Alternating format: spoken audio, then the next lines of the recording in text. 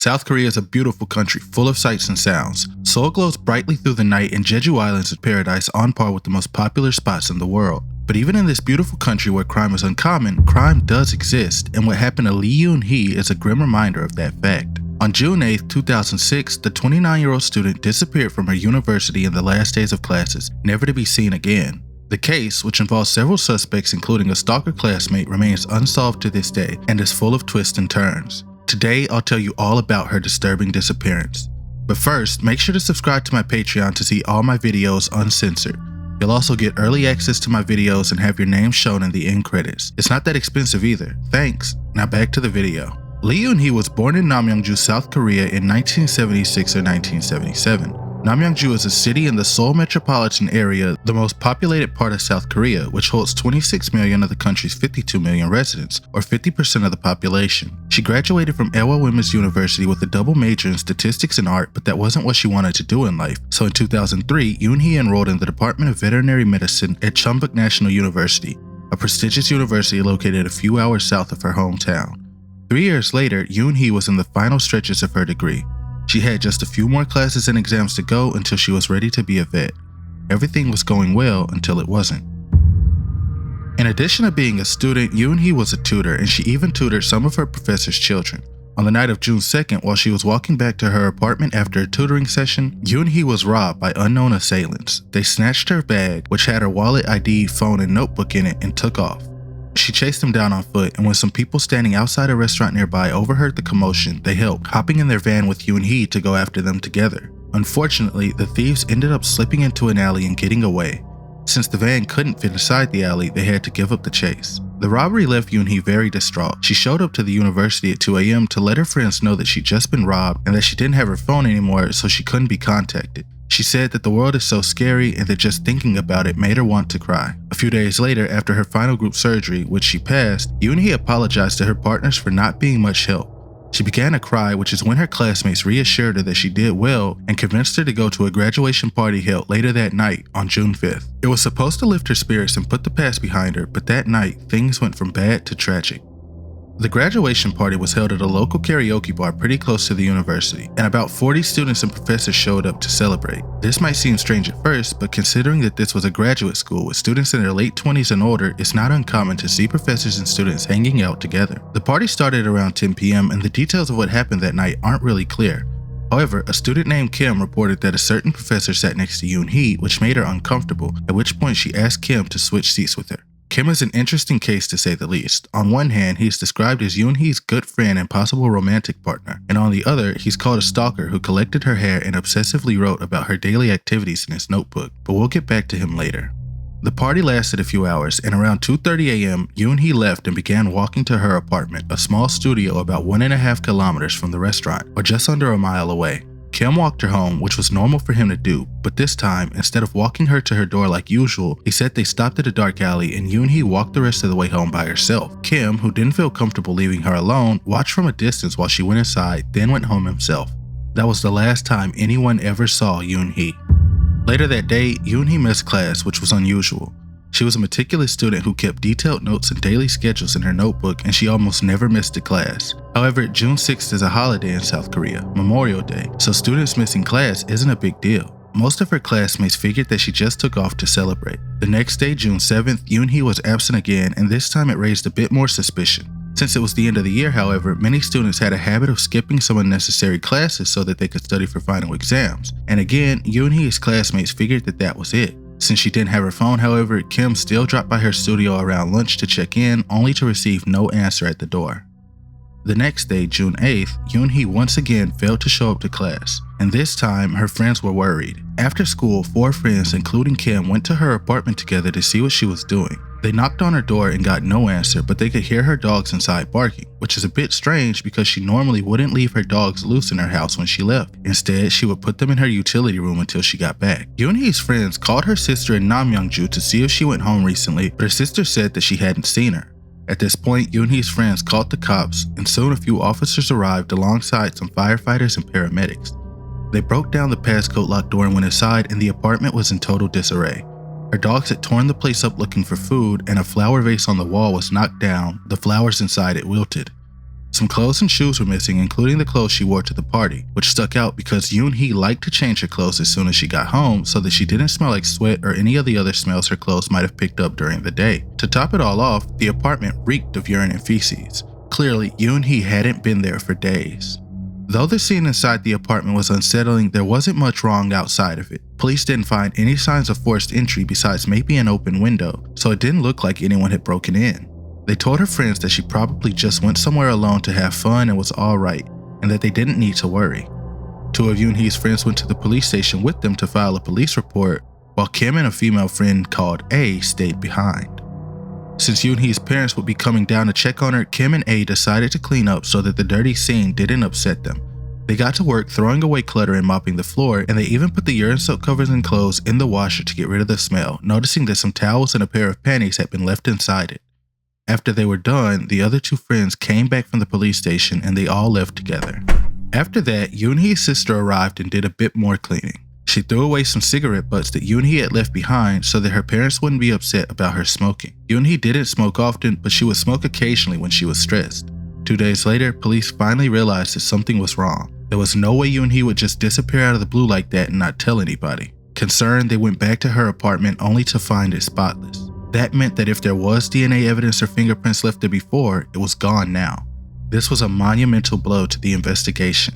Even though they couldn't find any DNA at the scene, police were determined to find Yoon-hee. They interviewed all the people who went to the party where Yoon-hee was last seen, including Kim, and they even questioned some people 6 or 7 times, but no one stood out as too suspicious. They asked her neighbors if they had seen or heard anything the night Yoon-hee disappeared, and although most of them didn't notice anything, one lady reported an unsettling detail of her own. While she was walking to her apartment one day, she noticed a young man following her. She turned around and yelled at him and he ran away. A few days later, when she tried to cook dinner, her stove wouldn't turn on, so she went outside to check her gas valve. For some strange reason, it was turned off. Could Yoon-hee have been a victim of a criminal who failed to get her neighbor? Unfortunately, even though the apartment complex had cameras, none of them faced Yoon-hee's apartment, meaning there was no footage of what happened that night. Looking around in the area, however, police did discover something unnerving. Right across from Yoon-hee's studio, there was a vacant apartment with a clear view into her room. When police went inside, even though it was supposed to be vacant, there were clear signs someone was living there, including empty cigarette packages and tissues laying around. Whoever was there, police never found them, so whether they were connected to the neighbor's strange encounter or Yoon-hee's disappearance will never be known. Inside Yoon-hee's apartment, there were a few important clues. For example, the flowers I mentioned were originally hung on the wall, so some people think they were knocked down to the floor during a struggle. Others say the culprit, in their theory, an unrequited lover, threw them down to the floor intentionally as if to say his love for her was over. By far the most important evidence left behind, however, was Yoon-hee's browser history. Shortly after Yoon-hee got home on June 6th, she logged onto her computer and began searching the internet using Naver, a web browser that's super popular in South Korea. She logged on at 2:59 a.m. and stopped searching at 3:02 a.m., just 3 minutes later. In those 3 minutes, she made searches related to sexual harassment and a search for 112, which is the phone number for police in South Korea. Since she didn't have her phone, it's possible that Yoon-hee was trying to contact the police via the internet. Whatever the case may be, her searches ended abruptly at 3:02 a.m. and her computer was cut off over an hour later at 4:21 a.m. Yoon-hee usually kept her computer and TV on throughout the night, so cutting it off after an hour and a half wasn't like her. Even though Yoon-hee went missing on the 6th, her computer had been turned on for 3 hours during the 8th, from 2:15 p.m. to 5:21 p.m. That was before her parents arrived and likely after her friends and police had left. Whoever cut the computer on at this time deleted almost all of his internet history and chat logs from June 4th to June 8th, so they were clearly hiding something. Police even commented that whoever did it was very knowledgeable about computers, since the program used to delete the history, i.e. History View, wasn't popular at all in South Korea, meaning most people didn't know how to use it. So what happened that made Yoon-hee suddenly stop searching, and who deleted her internet history while she was gone? Some people speculate that her killer wanted to get rid of the chat logs between them, which when you think about the prime suspect in the case, is believable. Other people speculate that the killer implanted those false searches to throw off police. Aside from her internet history, police got a few more leads, but none of them ended up going anywhere. On June 10th, someone logged into Yoon-hee's email account and her account on a music website, and police ended up tracking the login's IP address to a hotel in Seoul. When they went to the hotel and pulled the camera footage, they were hoping to find Yoon-hee, or at least someone involved in her disappearance, but in the end, they didn't find anyone. Back at the university, police found a bag Yoon-hee had bought after the robbery, since her first one was snatched. They were hoping to find her new notebook since, like I said before, she always wrote about her day in there, so maybe she wrote something important during the couple of days she had it. Unfortunately, her new notebook wasn't in the bag. The only things police found inside were some animal anesthetic and a used syringe, which students normally didn't keep. The police weren't alarmed, however, since she might have just put the items in her bag for class and forgot about them, especially since she was shaken up by the robbery. Her notebook was later found tucked behind some wires in a lab where she normally didn't study. Apparently, it had been there for almost a week, escaping notice. Police ended up mobilizing 15,000 people to search the city and surrounding area, including multiple nearby mountains, and along with Yoon-hee's family, they passed out over 30,000 flyers about her disappearance. They investigated several criminals, including sex offenders who lived in the area around her apartment, and they looked into almost a dozen citizen reports, but none of them led to Yoon-hee. One serial rapist, whom police thought might have been the culprit, even killed himself in prison. No matter how hard they tried, police just couldn't get anywhere. How did she disappear like that, and how could thousands of people looking for her not find her? Well, there's one possible answer that's almost too disturbing to mention. At Chungbuk University's vet school, there's an incinerator that's used to dispose of animal remains after surgeries. Most of the time, animals going in are pretty small, but sometimes big animals are thrown in there too, such as cows. These animal remains are put in boxes and sealed before incineration, and the people doing the incinerating don't reopen the boxes to check what's inside. So, the reason no one could find Yoon-hee might be because she was incinerated. It's not just wild speculation either. Normally, the school would burn around 40 kilograms of animal remains a day, but the day Yoon-hee disappeared, the school burned 110 kilograms of remains. That's a 70 kilogram difference, or about 154 pounds, easily enough to be an adult woman. Usually, only the professors have access to the incinerators, which begs the question, how would the killer get access to them? In the end, there are two popular theories about Yoon-hee's disappearance. Either a professor at the school did it, or more popularly, Kim did it. First, the professor theory. As I said earlier, Yoon-hee was a tutor for some professors' children, so she was well acquainted with her professors. When one such professor sat next to her at the party, she asked Kim to switch places with her, showing that she was uncomfortable with him. This has led people to believe that the professor may have sexually assaulted Yoon-hee, which would explain her internet searches later that night. After the party, it's speculated that the professor followed Yoon-hee home and killed her to avoid being exposed. When police asked the professor in question about what happened the night of the party, he initially said he got home at 2 a.m., but then changed it to 2:30 a.m., making his alibi a bit inconsistent. Years after Yoon-hee's disappearance, when the lead detective in the case was being interviewed on the popular Korean TV show Unanswered Questions, he mentioned that there were some suspects he regrets not focusing on more, including the professor. If the incinerator really was used to get rid of Yoon-hee's body, he says, the professor is the #1 suspect. However, allegations of the professor assaulting Yoon-hee come entirely from Kim, and none of their other classmates at the party saw it happen. And as you'll see now, Kim isn't exactly the best source. In fact, Kim is the prime suspect in Yoon-hee's disappearance. Like I said before, Kim is a man of many contradictions. He described himself as something of a romantic partner to Yoon-hee, having held hands and kissed 4 times, and he often walked her home from class. She helped him look for his phone when he lost it, and even apparently wore clothes that he gave her as a gift. But aside from these cheery descriptions, another image of Kim exists. Kim the stalker, who collected Yoon-hee's hair and wrote detailed journals about everything she did. Before Yoon-hee transferred to Chungbuk University, she and Kim were enrolled at the same transfer school, which is likely where they met each other, and Kim likely followed her to Chungbuk. All this obsessive behavior is strange, but it's just the tip of the iceberg when it comes to Kim's involvement in this case. Remember how police had to break down Yoon-hee's door because it was passcode protected? It turns out that Kim knew the passcode the entire time. Why didn't he open the door when he and his classmates were outside, concerned enough to call the police? Why didn't he open it up when police arrived? Well, he probably didn't want to look suspicious. And remember how I said 2 of Yoon-hee's classmates stayed behind to clean up the apartment? Kim was one of them. The other was a female classmate referred to as A by the police.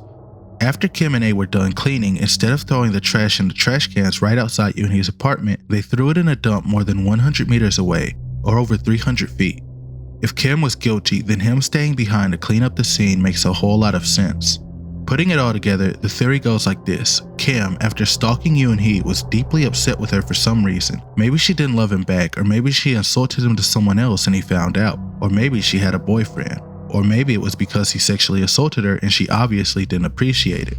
Whatever the reason, Kim followed Yoon-hee home after the party and attacked her. He didn't need to break into her apartment since he knew the code, and she probably didn't notice him enter because she was on the computer. The flowers attached to the wall either got knocked down in the struggle or they were thrown down as he was leaving, a gesture that his love for her had run out. Kim then took Yoon-hee's body to the university just a couple of miles away and burned her in the incinerator, never to be seen again. Kim being the killer makes a lot of sense. When police were asking Yoon-hee's neighbors about the night of the crime, one of them talked to Kim because they were uncomfortable talking to police, and they told him that they heard a woman scream that night. When Yoon-hee's family asked Kim for that person's details, however, he was silent. And when the family noticed that Yoon-hee's favorite tea table, one she cherished and repaired and would never get rid of, was missing, Kim said that it could have been used as a murder weapon, even making a hand motion and saying, "Isn't it possible that they harmed Lee Yoon-hee this way?" Clearly, Kim is a very suspicious person with both the motive and the capabilities to kill Yoon-hee. In his interviews with the police, his strange behavior and stories made him the #1 suspect in the case. However, no solid evidence was produced to definitively tie him to Yoon-hee's disappearance, and suspicion alone wasn't enough to charge him. So even though he was the suspect that the police focused on the most, Kim was never arrested. Another important question about the Kim theory is, how did he get access to the incinerator? We know that professors had access to it, but students are a different story. Putting everything together, some people think that Kim had help. In other words, a professor or maybe a student opened the incinerator for him to get rid of the body.